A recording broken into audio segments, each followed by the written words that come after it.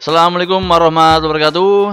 Salam guru hebat, calon guru penggerak dimanapun berada.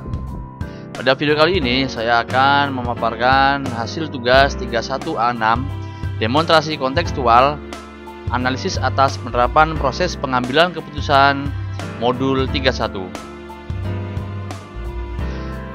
Perkenalkan, nama saya Sigit Supriyatoro, calon guru penggerak dari UPT SMK Negeri 2 Jeneponto.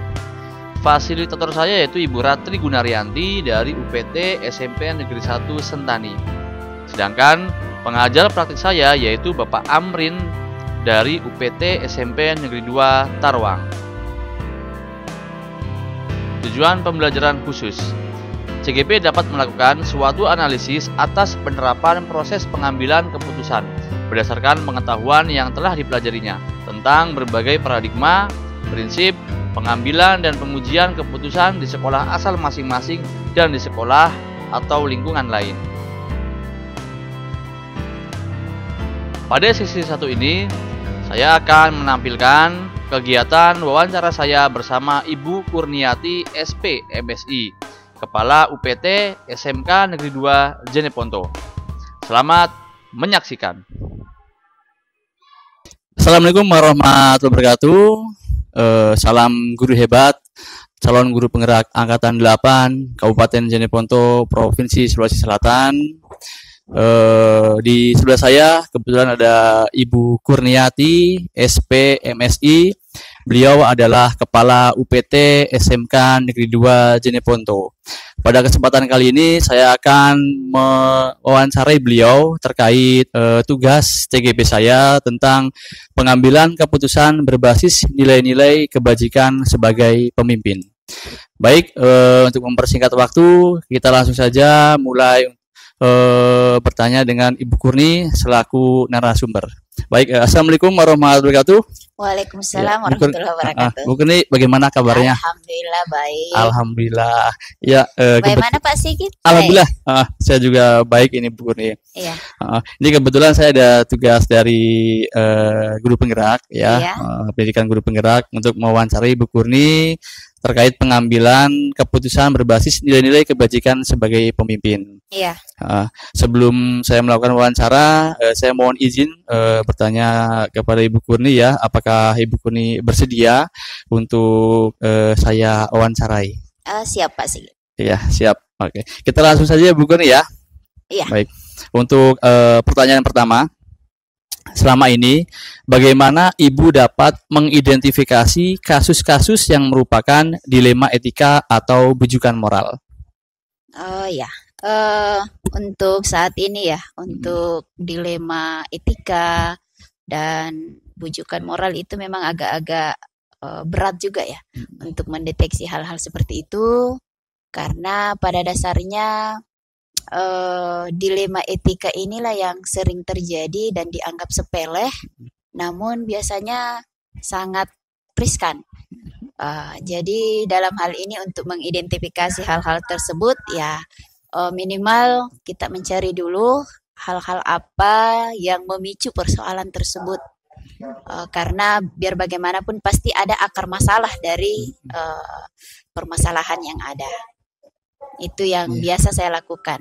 Jadi mendeteksi dulu apa akar persoalannya, kemudian kita tahu apakah ini duduk persoalannya masuk di kategori dilema etika atau bagaimana. Jadi hal itu yang saya identifikasi terlebih dahulu. Oh iya, siap. Mantap. Untuk pertanyaan kedua, Bu Kurni, selama ini bagaimana Ibu menjalankan pengambilan keputusan di sekolah Ibu, terutama untuk kasus-kasus di mana ada dua kepentingan yang sama-sama benar atau sama-sama mengandung nilai kebajikan?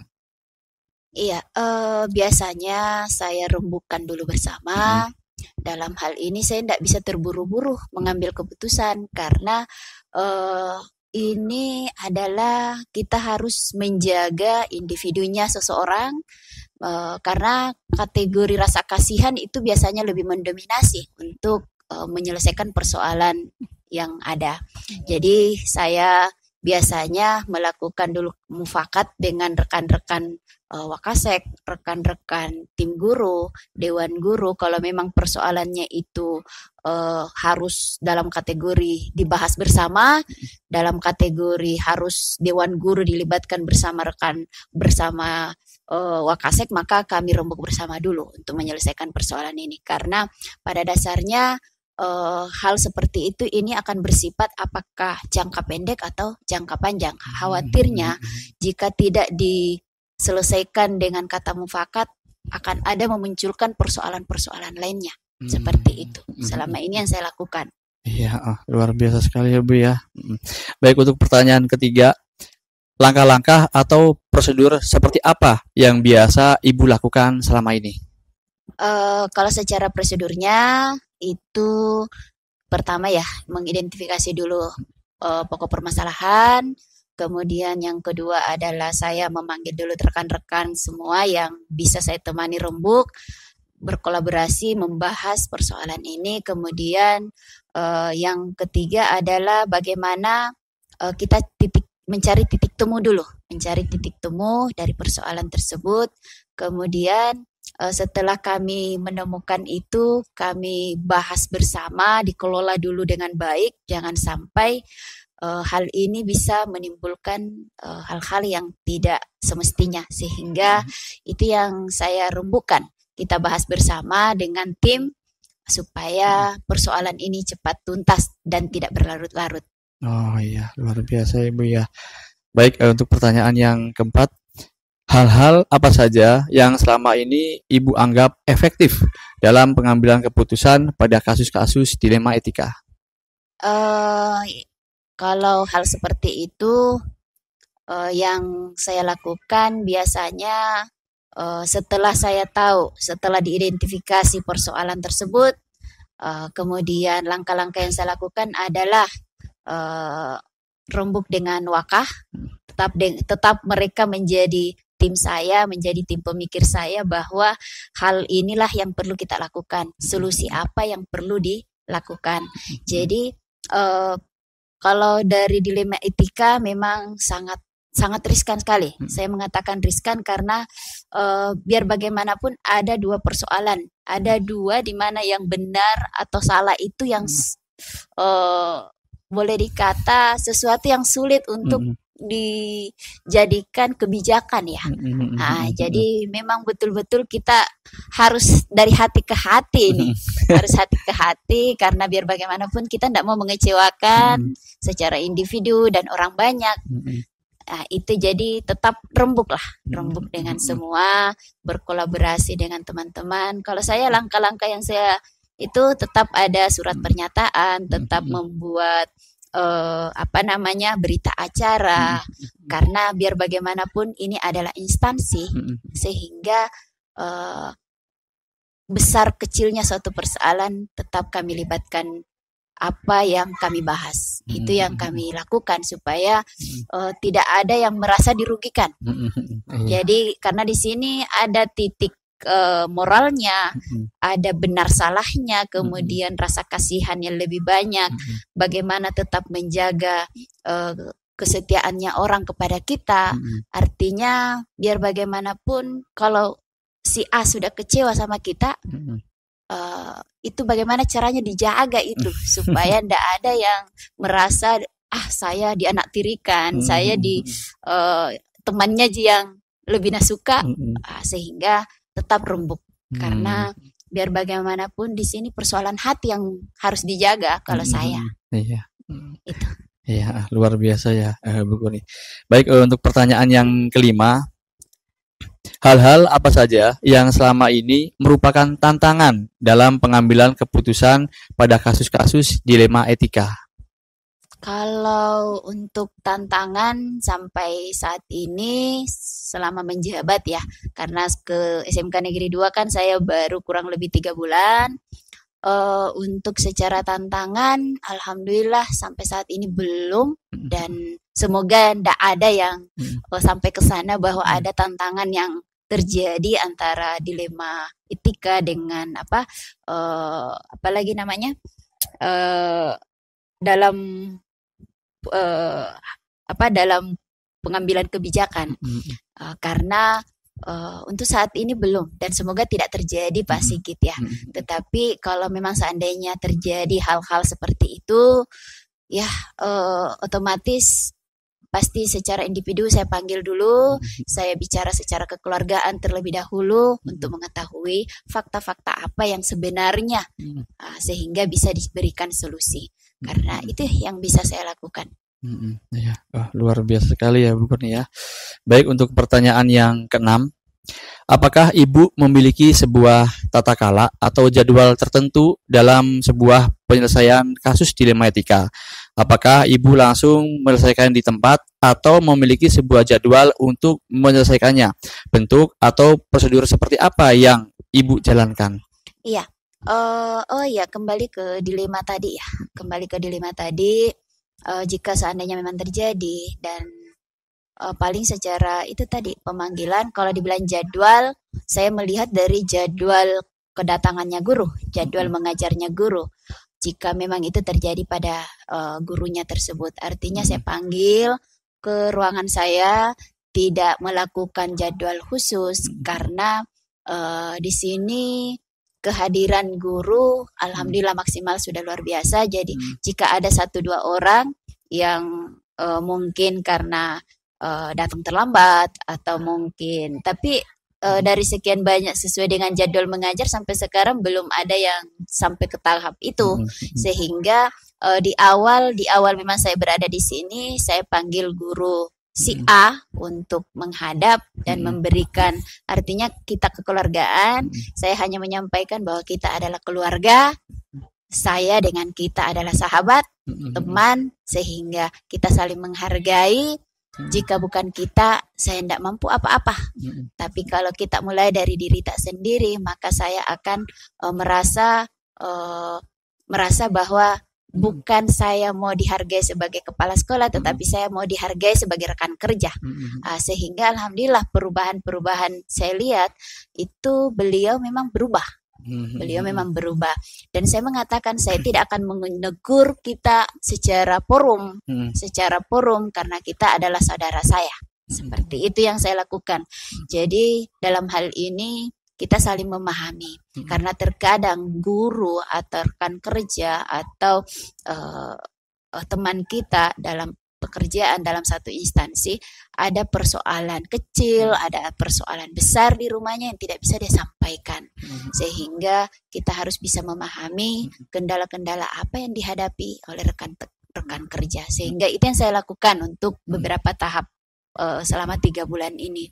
Kalau secara pemanggilan terjadwal itu tidak, karena teman-teman di sini alhamdulillah luar biasa semua, dan semoga tidak ada yang dihadapi ke depannya dilema etika ini. Seperti itu Pak yang saya lakukan. Iya, luar biasa ya Bu Kurnia. Untuk pertanyaan ke-7 ya, adakah seseorang atau faktor-faktor apa yang selama ini mempermudah atau membantu Ibu dalam pengambilan keputusan dalam kasus-kasus dilema etika? Ya, alhamdulillah dari Wakasek, kurikulum, Wakasek kesiswaan, kemudian humas dan sarana dibantu dengan kepala jurusan, wali kelas, itu yang banyak membantu saya. Sehingga dan guru-guru yang sudah terjadwal rosternya, sudah berbuat maksimal. Jadi itu yang membantu saya dalam dilema pengambilan keputusan, di mana guru PK juga langsung sudah berbuat, kemudian guru piket juga sudah langsung terjun, kemudian teman-teman sudah berkeliling. Jika ada pas di jam pembelajaran ada yang tidak ada di tempat, langsung mereka berbuat.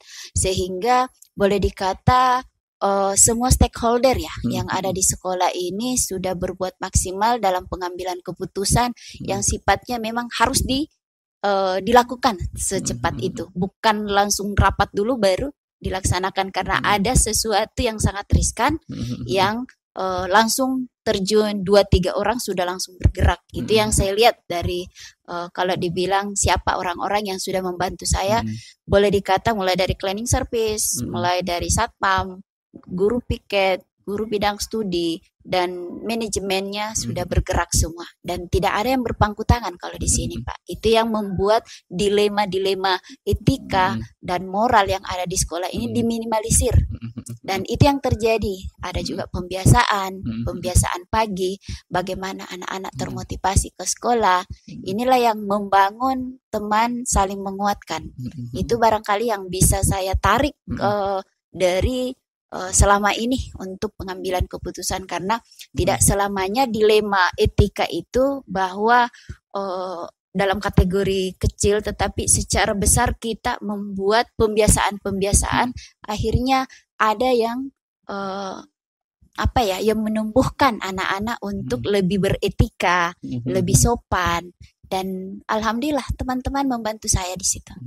Itu barangkali, Pak. Iya. Luar biasa ya Bu Kurnia jawabannya. Baik, untuk pertanyaan terakhir ya. Dari semua hal yang telah disampaikan, pembelajaran apa yang dapat Ibu petik dari pengalaman Ibu mengambil keputusan dilema etika?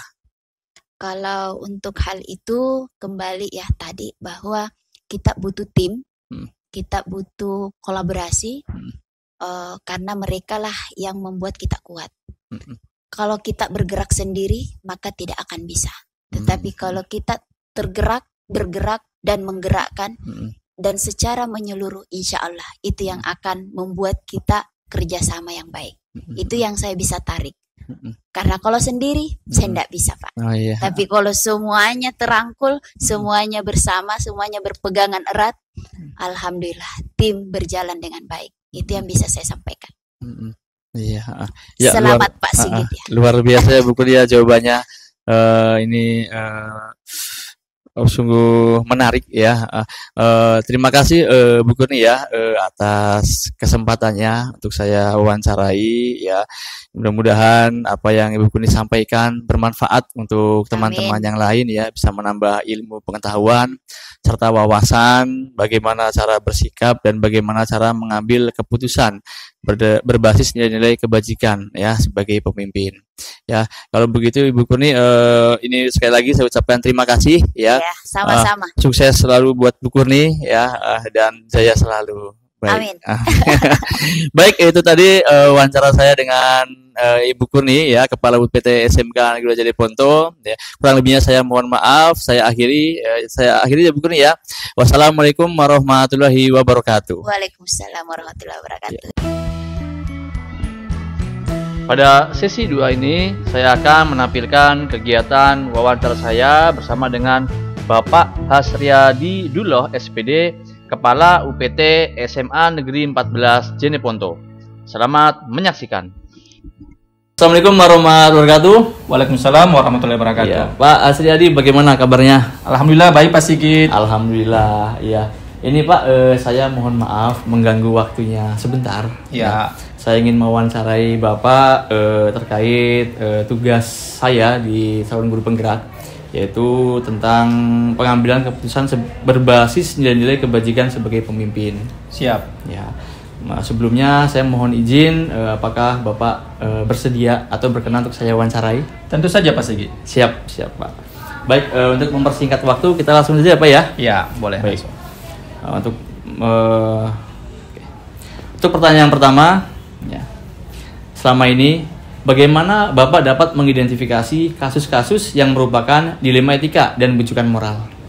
Oke Pak Sigit. Jadi kasus-kasus dilema etika maupun bujukan moral, di mana kita bisa membedakan dari kasus tersebut. Pertama, kalau dilema etika, pengambilan keputusan benar melawan benar. Sementara bujukan moral itu sendiri adalah pengambilan keputusan berbasis keputusan benar dengan keputusan yang salah. Kalau menurut saya seperti itu, Pak. Iya, siap, luar biasa sekali ya Pak ya. Oke, kita lanjut untuk nomor 2 ya, pertanyaan nomor 2. Selama ini bagaimana Bapak menjalankan pengambilan keputusan di sekolah Bapak, terutama untuk kasus-kasus di mana ada dua kepentingan yang sama-sama benar atau sama-sama mengandung nilai kebajikan? Ya, jadi untuk masalah tersebut tentu kita berdiskusi dengan orang yang mempunyai kasus, artinya kita investigasi kepentingan-kepentingan itu. Kemudian setelah kita memperoleh informasi yang cukup, saya pribadi mencoba mendiskusikan dengan orang-orang terdekat saya, dalam hal ini wakil kepala sekolah. Kemudian kalau saya menemukan solusi dari situ, tentu saya akan langsung menyampaikan keputusan yang tepat. Namun ketika hal tersebut belum mendapatkan keputusan yang tepat, tentu saya berupaya untuk mencari masukan-masukan atau saran-saran yang tepat, dalam hal ini berdiskusi dengan pengawas pembina di sekolah. Mungkin seperti itu, Pak. Iya, luar biasa ya Pak ya. Jadi berdiskusi baik itu dengan pengawas pembina atau dengan orang-orang yang tepat. Iya, betul. Dalam hal ini wakil kepala sekolah ya Pak. Iya, betul sekali, Pak. Baik, untuk yang pertanyaan ketiga Pak, langkah-langkah atau prosedur seperti apa yang biasa Bapak lakukan selama ini? Jadi prosedur yang saya lakukan pertama kali adalah investigasi kasus tersebut, masalah tersebut. Dari sebuah masalah ketika kita belum mengetahui tujuannya, akar permasalahannya apa, tentu kita akan kesulitan untuk mengambil keputusan. Nah, tentu untuk investigasi ini kita lakukan kepada orang yang mempunyai kasus itu sendiri. Kemudian investigasi selanjutnya kita mencoba bertanya kepada orang terdekat dari yang punya kasus. Benar tidak kasusnya seperti itu? Kita memastikan.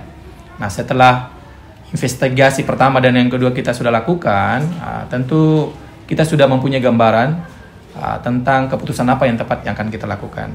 Namun saya pribadi mencoba mengambil langkah ketiga, yaitu berdiskusi dengan wakil kepala sekolah. Dalam hal ini kesiswaan, kurikulum, humas maupun mungkin sapras biasanya.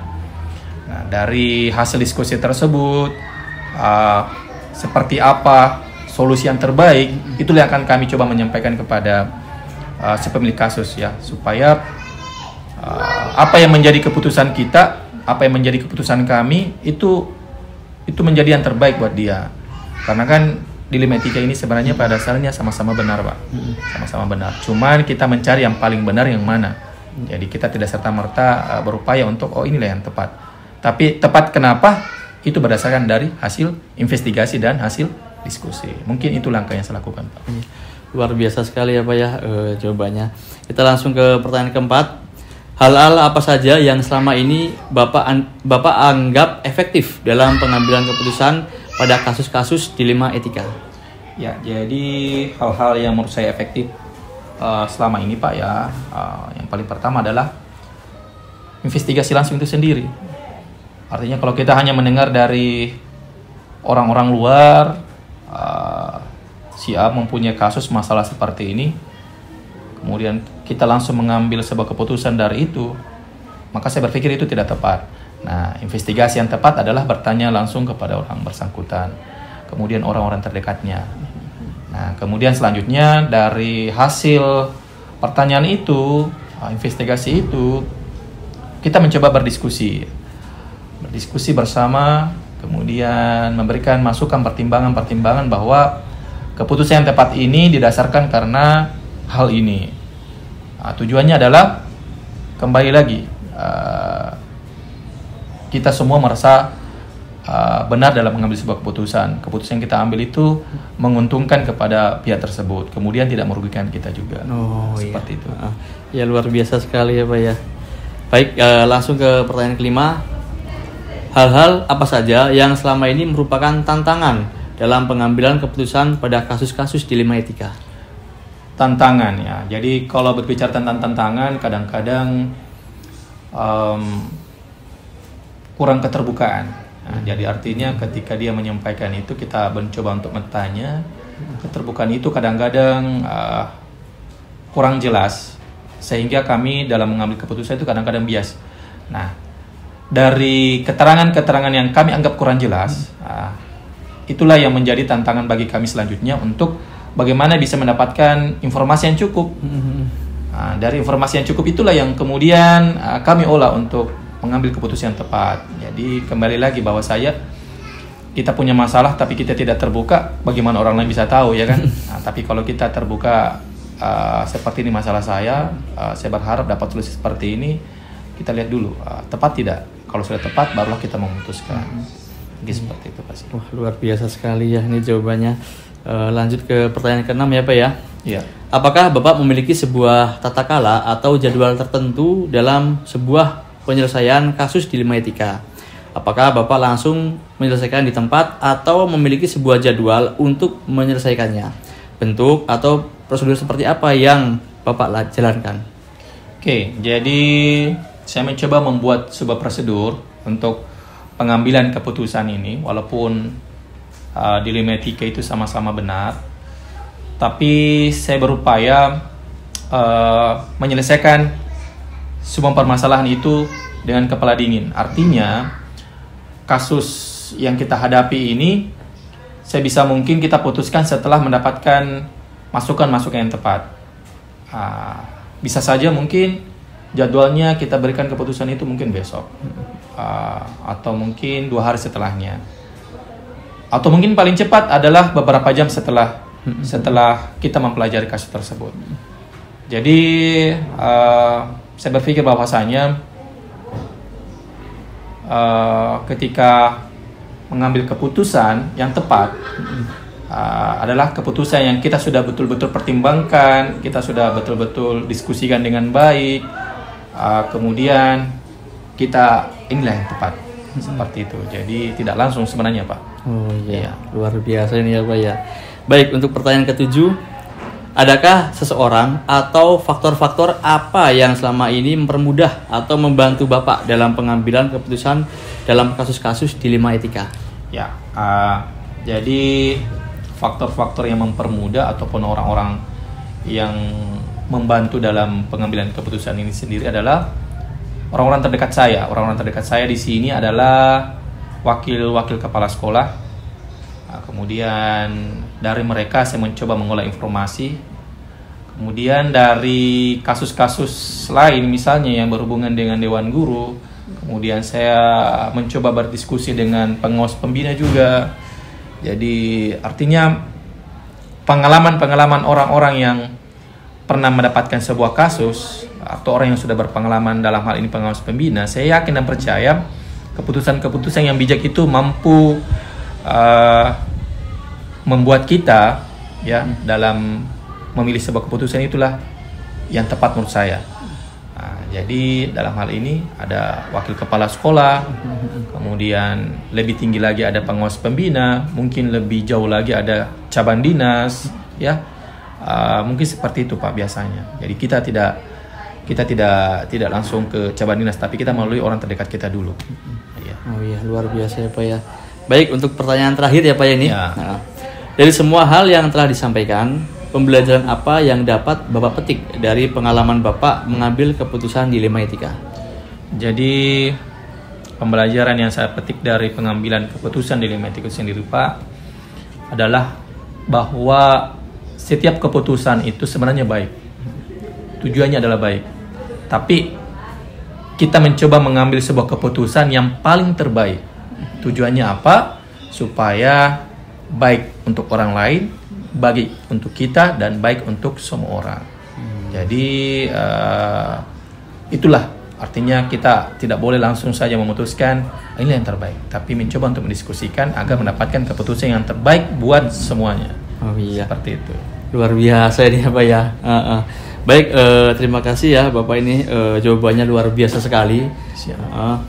Mudah-mudahan jawaban dari Bapak ya bermanfaat, bisa Insyaallah, amin. Menambah ilmu pengetahuan serta wawasan dari teman-teman yang lain. Kalau begitu saya ucapkan terima kasih ya Pak ya atas kesempatannya. Sukses selalu. Ya, dan saya juga harus kembali ke sekolah saya ini.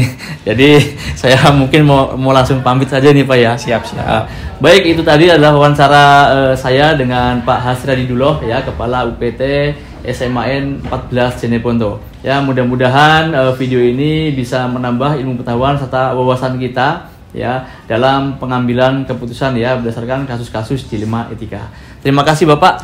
Siap. Ya, mari. Sukses selalu Pak Sigit ya. Itu tadi adalah hasil wawancara saya bersama dengan Ibu Kurniati SP MSI dan Bapak Hasriadi Duloh SPD.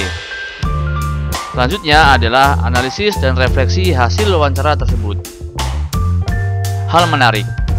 Hal yang menarik yang muncul dari wawancara tersebut adalah bahwa kedua kepala sekolah tersebut memiliki caranya tersendiri dalam menyelesaikan masalah atau kasus-kasus yang berhubungan dengan dilema etika maupun bujukan moral. Tetapi, pada dasarnya ada juga persamaan dari kedua kepala sekolah tersebut dalam menyelesaikan masalah-masalah yang dihadapinya. Dari hasil wawancara, tidak ada pertanyaan yang mengganjal karena apa yang dijelaskan oleh kedua kepala sekolah tersebut sudah cukup jelas dan sesuai dengan materi yang telah saya pelajari, menyangkut 4 paradigma, 3 prinsip, dan 9 langkah pengujian dalam pengambilan keputusan. Persamaan perbedaan.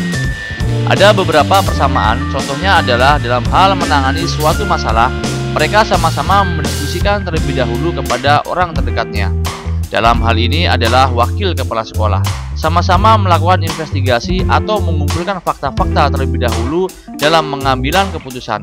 Mereka juga menggunakan pengujian benar dan salah. Sama-sama menggunakan paradigma rasa keadilan melawan rasa kasihan. Prinsip berpikir berbasis rasa peduli. Perbedaan dari kedua kepala sekolah tersebut adalah kepala sekolah yang pertama mampu untuk langsung menyelesaikan permasalahan yang dihadapi, namun tetap mengumpulkan fakta-faktanya terlebih dahulu atau investigasi. Untuk kepala sekolah yang kedua, beliau membutuhkan waktu untuk menjernihkan pikiran terlebih dahulu atau membuat jadwal khusus dalam menangani suatu masalah yang dihadapinya, agar lebih bijak dalam mengambil keputusan. Rencana ke depan. Walaupun mereka tidak menjelaskan secara urut maupun detail tentang 9 langkah dalam pengambilan keputusan, namun dari segi penjelasan mereka atau rencana ke depan mereka dalam menjalani pengambilan keputusan mengandung unsur-unsur dari 9 langkah dalam pengambilan keputusan, di mana mereka juga mengumpulkan fakta-fakta yang relevan dengan situasi yang dihadapi. Mereka juga melakukan pengujian benar atau salah. Mereka juga melakukan pengujian paradigma benar lawan benar, melakukan prinsip resolusi dan melihat kembali keputusan dan merefleksikannya. Mereka juga melakukan uji panutan. Mereka juga mempertimbangkan faktor risiko atau dampak ke depannya ketika mengambil keputusan. Hal ini cukup efektif dalam mengambil sebuah keputusan. Jadi, walaupun yang disampaikan tidak runtut dan mendetail dari paradigma dan prinsip yang sesuai dengan kasus yang dihadapi dan mengujinya menggunakan 9 langkah pengambilan keputusan, namun dari penjelasan mereka dapat disimpulkan bahwa mereka juga sudah menerapkan langkah dalam pengambilan keputusan walaupun ada beberapa langkah yang belum dimaksimalkan. Penerapan pada diri sendiri. Saya akan menerapkan pengambilan keputusan dilema etika dengan berdasarkan paradigma dan prinsip yang sesuai dengan kasus yang dihadapi dan mengujinya menggunakan 9 langkah pengambilan keputusan, sehingga diperoleh hasil keputusan yang bijaksana dan efektif, seperti yang sudah diterapkan dari contoh kedua kepala sekolah yang telah saya wawancarai. Kapan? Tentu saya akan menerapkannya sesegera mungkin, terutama ketika saya menghadapi kasus-kasus yang berkaitan dengan dilema etika maupun bujukan moral yang membingungkan. Baik, itu tadi adalah hasil pemaparan saya. Kurang lebihnya saya mohon maaf. Wassalamualaikum warahmatullahi wabarakatuh. Salam guru penggerak, tergerak, bergerak, menggerakkan. Terima kasih.